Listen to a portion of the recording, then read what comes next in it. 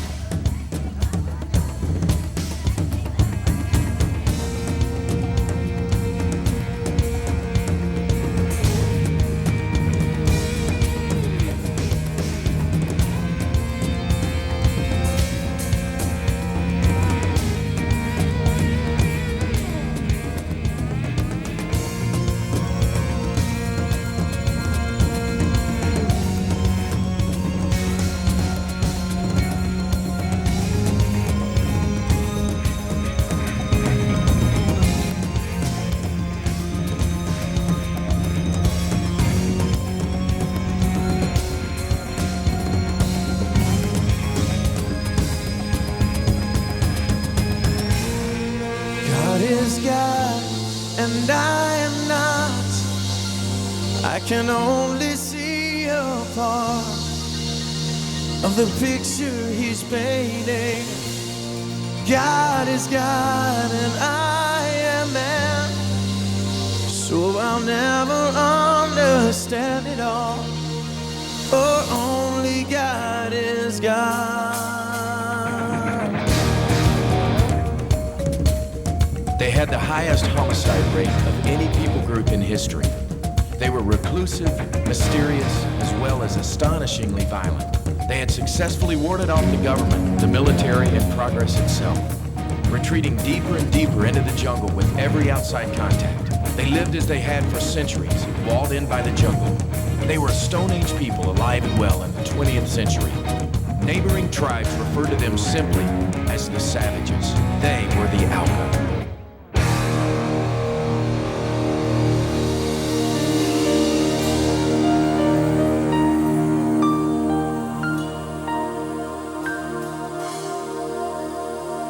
They were young. They were smart. They had bright futures in many different fields. They were the movers and shakers of their time. They were adventurers. 5 men, passionate and obedient for the sake of the call of God.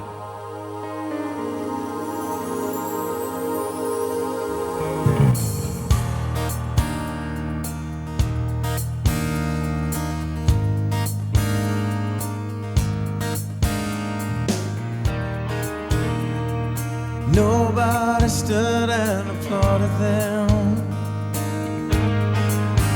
so they knew from the start this road would not lead to fame.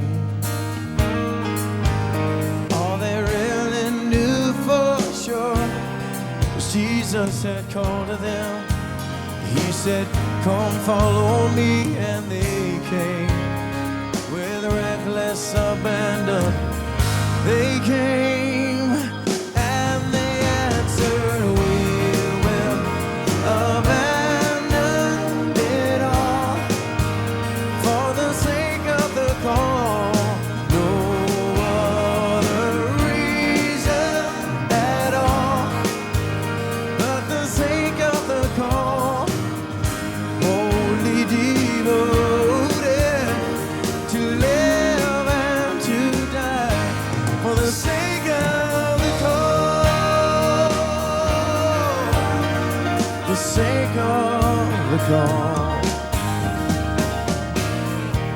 They were brave, they were spirited, they were pushing the boundaries of traditional views.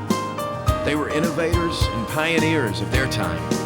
They were adventurers, 5 women passionate, obedient for the sake of the call of God. Wholly devoted to live and to die, not for the sake of a creed or a cause, not for a dream or a promise, but simply because it is Jesus who calls, and if we believe, we'll obey and we'll answer. Will you sing it with me? Oh, we will abandon it all for the sake of the call. No other reason at all, but the sake of the call. Wholly devoted to live and to die for the sake of the call. For the sake of the call. So the team of Operation Alco was born, and time was of the essence. The oil companies were weary of struggling with the indigenous peoples who stood in the way of their oil. The government was embarrassed because they couldn't control their citizens, and the tribe was in jeopardy at their own hands due to intertribal warfare. No matter who struck first, extinction seemed inevitable. So in the fall of 1955, just before the flood season began, the missionary team realized they had a window of time. They stepped through it.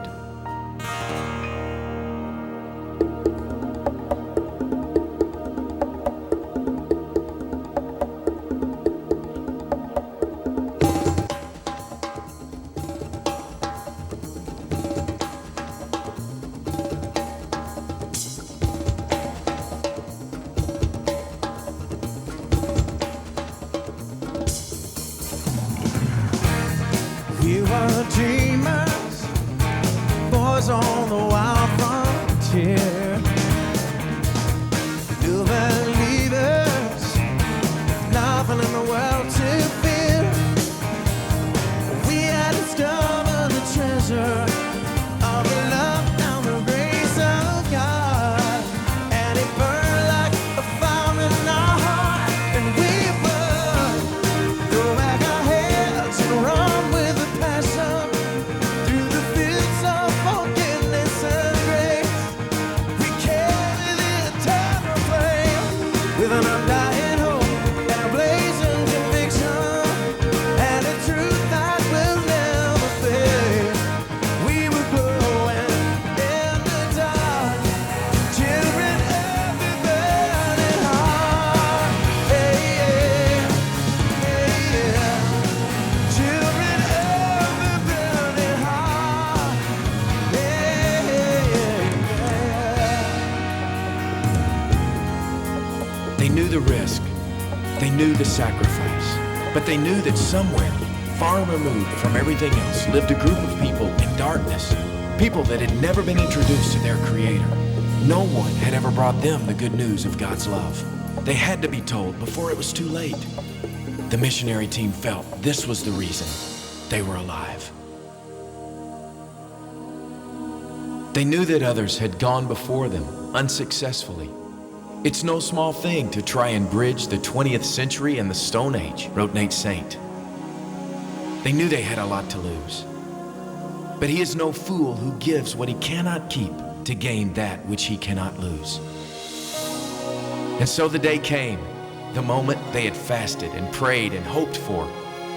The overtures of friendship had been successful, and the missionaries made the first known peaceful contact between the feared Alcas and the outside world, complete with peanut butter sandwiches, insect repellent, and an airplane ride. Their moment had arrived.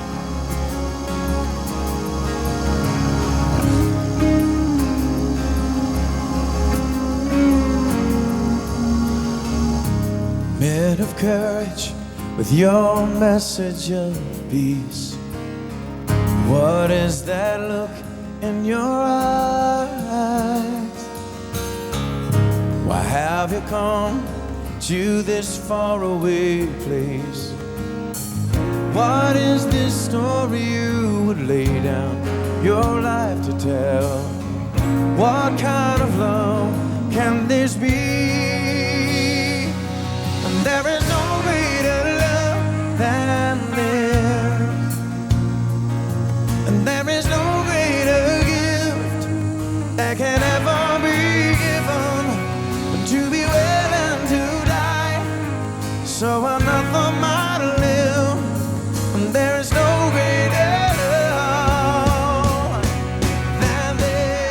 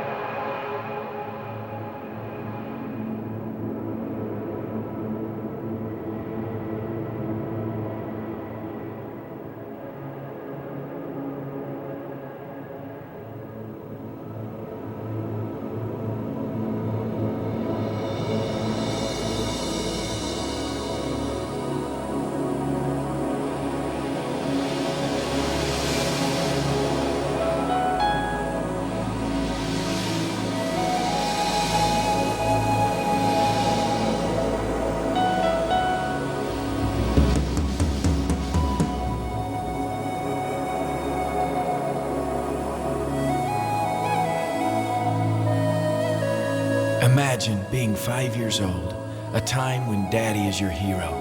How do you tell a child the most tragic news of his young life?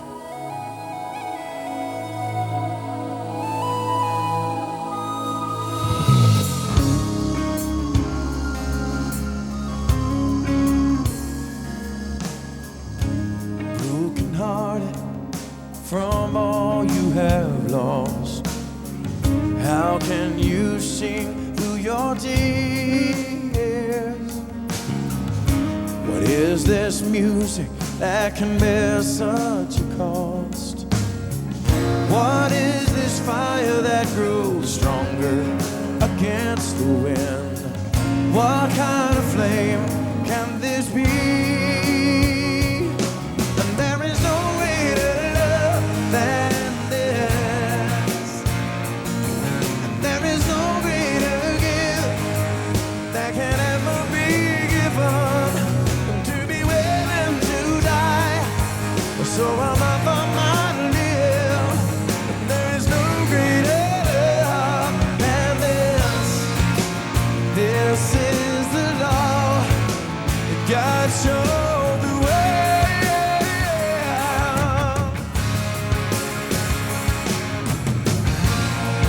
When He gave us His Son, so we could know His love forever beyond the gates of splendor. There is no greater love than this. There is no greater gift that can ever be given to be willing to die so another might live. There is no greater love. There is no greater love. There is no greater love than this.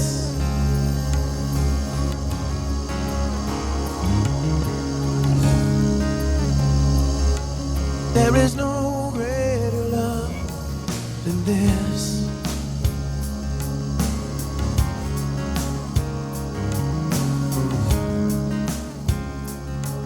There is no greater love. What now? They were gone. But why? It seemed like such a waste. 5 young men, their whole lives ahead of them, their young families by their sides. Where was God when the spears went in? Where was God when the bodies were dumped in the river? Why? How? The questions flood, drowning all that you thought you knew. But this is not the end of the story. As is the case with God, sometimes what seems like a tragic end is really a miraculous beginning. One of the wives of the 5 martyrs and the sister of another were compelled to continue what was begun. Elizabeth Elliot and Rachel Saint had studied the Auca language with an Auca woman named Dayuma, who had escaped from the tribe during a killing raid and was now living in a nearby village. Then one day, in an unprecedented act, 3 Auca women emerged from the jungle. They came with an invitation to the women. Come live with us and tell us of the man maker. Rachel, Elizabeth, and little Valerie Elliott took a step of faith and followed a trail never before walked by an outsider. One by one, the tribe responded to the good news. Little by little, the Bible was translated into their language. Rachel Saint lived out her entire life with the people she loved so dearly. At her funeral in 1994, the Waodani offered a second invitation for an outsider to live with them. A boy whose history was intertwined with theirs was asked to walk with them into the future. The original vision of Operation Auca 1956 came full circle as Nate Saint's son, Steve, uprooted his family and headed for the Amazon to join the Waodani as they followed God's trail. And now they are no longer the Auca, the savage. They call themselves simply the people, the Waodani. My heart is restless as I wander through this jungle. The trees above refuse to let the sunlight through. And somewhere deep inside, I hear the whispered longings that tell me I was made for more than this. A blinding flash of light falls down into the darkness. Slowly I notice strange new markings on the trail. The crimson drops are calling out to me, come and follow. I am the God who made you. Let me show you how to live. And I cry, I want to be a God follower. I want to go wherever He leads. I want to be a God follower. I want to walk the trail He's marked for me. And when I reach God's place, I will look into His face. And then I look for you. Will I find you there? Can you say with me, I want to be a God follower. I want to be a God follower. I want to go wherever He leads. I want to be a God follower. I want to walk the trail He's marked for me. I want to be a God follower. I want to go wherever He leads. I want to be a God follower. I want to walk the trail He's marked for me.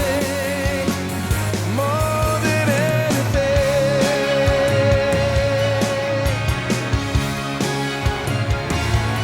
I want to be a God follower.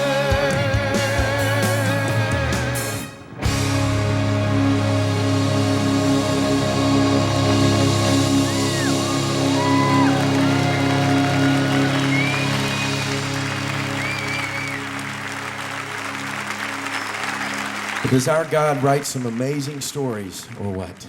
What an incredible story of the power of God's word and of God's grace, the transforming power. Night after night, I stand here just humbled by this whole experience, but there's probably not a part of the concert I enjoy or I'm more humbled by or more privileged to do than this moment right now when I get to introduce you to a man who's become a dear friend of mine and a man who I consider to be a mentor of mine in many ways. And it's a great privilege to get introduced to you, Mr. Steve Saint.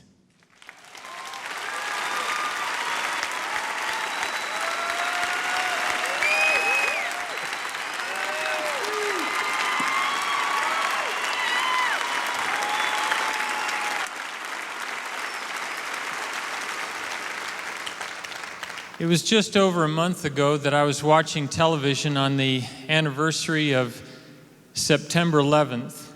The program I was watching dealt with the terrible trauma that is being faced by young children who lost parents in that terrible tragedy. And you know, as I watched that program, I couldn't help but remember when I was a little boy, the night that my mom took me into her room to tell me that my dad had been killed and that he would never be able to come home and live with us again. And that could have been my tragedy, except that my mom was a woman of faith, and she went on to explain to me that she was sure that even this terrible thing that was happening to us was part of God's plan, and that she believed someday we would know that for sure. And since then, I've found out for myself that God never wastes a hurt if we'll let Him write His story with our lives. And today I know that both of those are true, because the very people who brutally killed my dad and Roger and Pete and Ed and Jim are like family to me. And one of those very men who speared my dad to death and then threw his body into the river to be eaten by the fish and turtles, just a couple years later, when I went in to live with the people and my Aunt Rachel, that man made it clear to me that he wanted me to be like his own son. And when he would take his boys out into the jungles to teach them to hunt with a blowgun and to spear larger animals and to get fish in the river, he taught me the same thing so that I could go on living there with him and his people. And I've had the chance to take Steve and his boys and some of this great band and one of their sons down to the jungles with me to introduce them to my tribal family and especially to grandfather. And they've gotten to see for themselves what God can do to reconcile people to each other if we let Him write the story, and that He can transform any life that is willing to let Him. 2 years ago, grandfather and I were at our family home in Florida on our way to speak at a conference in Europe. And while we were there, my 20-year-old and only daughter came home. She'd been traveling around the country and around the world with a Christian singing group for a year. It seemed like it had been forever, and we were so excited that Stephanie was coming home. So we all got together and we went down to the Orlando International Airport to welcome her, and just so that she would know and to embarrass her a little bit, we made signs, "Welcome home, Steph." And grandfather can't read. So he took his sign, had it upside down, and was jumping up and down. He wanted Stephanie to know how happy he was that she was home. And then we went home, and we were having this wonderful welcome home party with our family and a few close friends. And during that party, I passed Stephanie in the hall. She was almost as tall as I was, and she put her long arms around me and gave me a hug and said, "Pop, I love you." And I'm telling you, just for an instant, I think I saw and felt what God must see and feel when His children love Him back. And then a few minutes later, Jenny came to me and she whispered, "Hey, come back with me to Steph's room." I thought it was a conspiracy to get Steph all to ourselves, and so we went back to her room, but it turned out that Stephanie had a headache and wanted me to pray. So as Jenny rocked Steph, I put my arms around both of them and prayed that God would take the pain away. And you know what? He did. But He didn't follow my script. And as Jenny rocked Stephanie and I prayed, she had a massive cerebral hemorrhage and died. I didn't know what was going on, so I called 911, and the ambulance came, and we rushed Stephanie down to the nearest hospital. And just a few minutes after we got there, grandfather came with our boys behind. And when he came into the emergency room, he was just desperate to protect his granddaughter from these people who had rushed into our home and dragged his granddaughter away. But when I told him that these things that they were doing, putting needles in her arm and a tube down her throat, weren't meant to harm her and that they hadn't caused this problem, then he grabbed me again, only there was a different expression on his face, and he almost looked excited, and he said, "Babe, Babe," using my tribal name. "Now I see this well. Don't you realize God himself is doing this, taking stars, he called Stephanie, to live in his place. And then he called to the staff there in the emergency room. He said, people, being a God follower, I'm going to die soon, and I too am going to God's place. And if you'll just follow God's trail like Stephanie and I have been, then when you come there, Nemo and I will be waiting to greet you in God's place. I have to tell you, it was a hard thing for me to get my faith around what grandfather was saying. And isn't it incredible that in the hour of my greatest agony, God used the very man who had killed my father to encourage me to go on believing that he did have a plan, and that even this excruciating hurt that I was feeling would somehow not be wasted as God continued to write his story in my life. And so would you welcome one of my dearest friends in the whole world and your brother in Christ, Meme, Grandfather Minkai.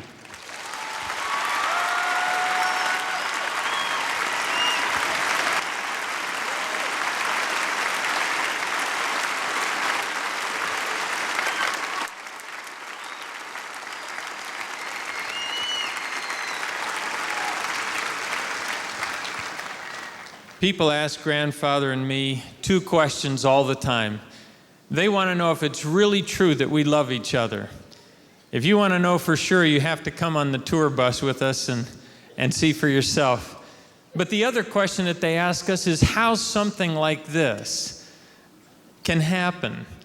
A USA Today editor, when he was interviewing us, said, you know, I can understand possibly forgiving the man who killed your father, but he said, but loving him, that seems almost morbid. And you know, it would be if it wasn't true.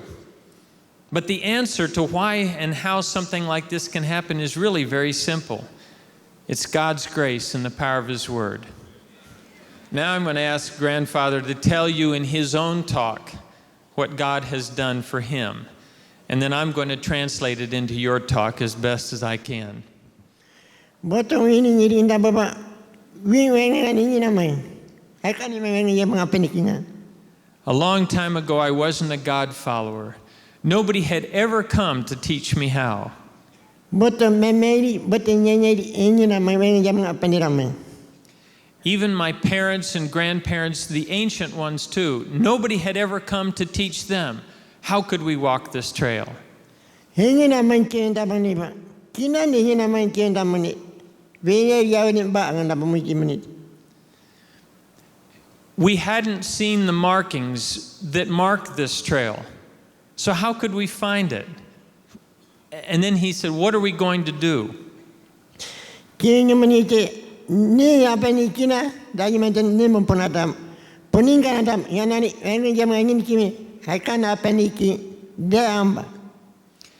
then one day, 2 women came to live with us. One was Dayuma, who had fled from killings in the tribe. And the other one, he said, was Nemo, Star, my Aunt Rachel. Coming, they said, are you people living angry and hating like you used to? Haven't you seen God's markings? And we said, how could we see it? And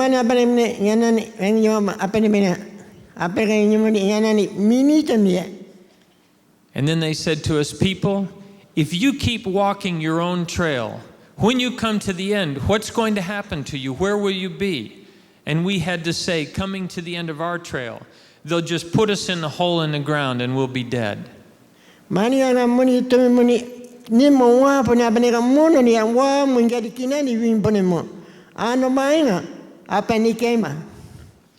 Grandfather said, and then something that I didn't expect happened. I had been listening to this talk and I knew it was a good talk. But because my heart was so dark, I couldn't understand it. He said, but then the Creator, Wangungi, he sent Wangungi Onawoka, his Holy Spirit. Coming, he took a very strong blood that Jesus, his son, dripped and dripped for me. And with that strong blood, he did what you foreigners do with soap. When your clothes are dirty, and they have stains on them and you have to wash them. Wangungi Onawoka took Itota's blood, and with that very strong blood, he washed my heart until it was clean like the sky. when it has no clouds in it. Mengang yang ba? Boti mo puni mini mo. Wa puni pangkai mini banga. Puni nama mini mo. Da ponama irani. Anga di pangi mini mo da amba. If you go and speak God's carvings, there will be some people who will say, "Bah, I don't want to walk this trail."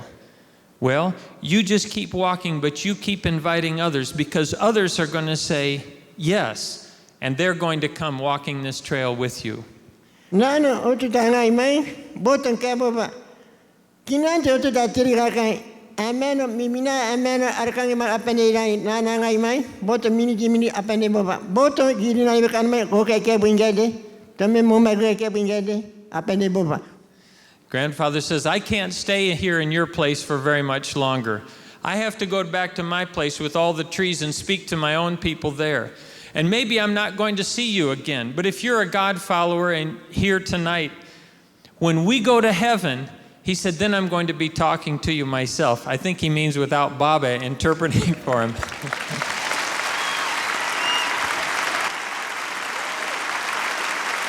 No, botong tiri mo mini. Oh, amini mo irani. Grandfather says, "Are you foreigners understanding me?" And then he said, "If you're understanding me, then are you going to say, woo?" That's how the Waodani in a group say yes. So, "Ini minipa?" Okay.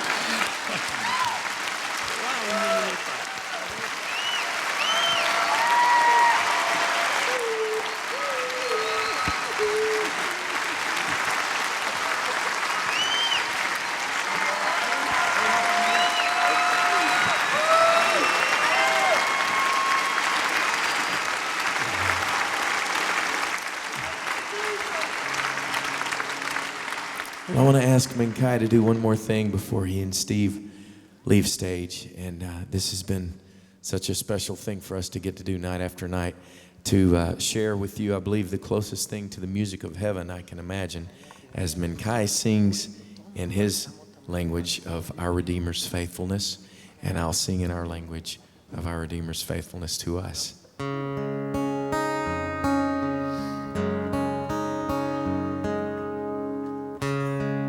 As I look back on this road I've traveled, I see so many times He's carried me through. And if there's one thing that I've learned in my life, my Redeemer is faithful and true. My Redeemer is faithful and true. Everything He has said He will do. And every morning His mercies are new. My Redeemer is faithful and true.